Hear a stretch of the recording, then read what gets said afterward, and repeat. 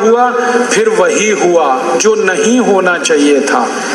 34,735 कानून हमने ज्यों के त्यों स्वीकार कर लिए। कलेक्टर अधिकारी को स्वीकार कर लिया, कमिश्नर को स्वीकार कर लिया, डिप्टी कलेक्टर को स्वीकार कर लिया, इंडियन इनकम टैक्स एक्ट को स्वीकार कर लिया, सेंट्रल एक्साइज, ये सब कुछ हमने अंग्रेजों का ही स्वीकार कर लिया और अभी तक वही चल रहा है।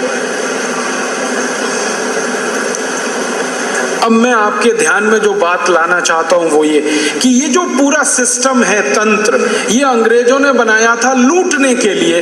अब वही तंत्र हम आजादी के 63 साल बाद चलाएंगे तो ये तो लूटेगा ही, और क्या करेगा। अगर कलेक्टर अधिकारी अंग्रेजों ने नियुक्त किया लूटने के लिए, तो वही अधिकारी आजादी के बाद भी लूटेगा। कैसे रोकेंगे आप उसको? कानून तो वही है जो अंग्रेजों के जमाने का था।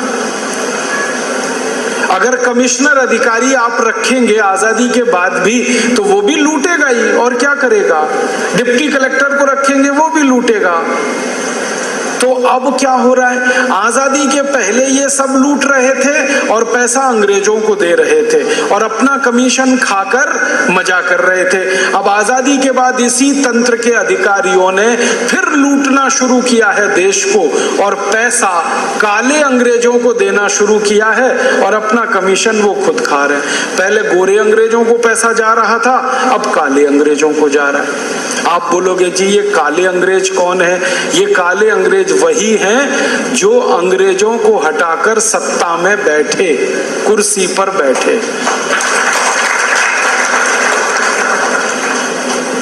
पहले गोरे अंग्रेज कुर्सी पे बैठे थे, अब काले अंग्रेज कुर्सी पे बैठे। आप बोलेंगे जी कुछ उदाहरण देके समझाओ। 2-4 उदाहरण देता हूं।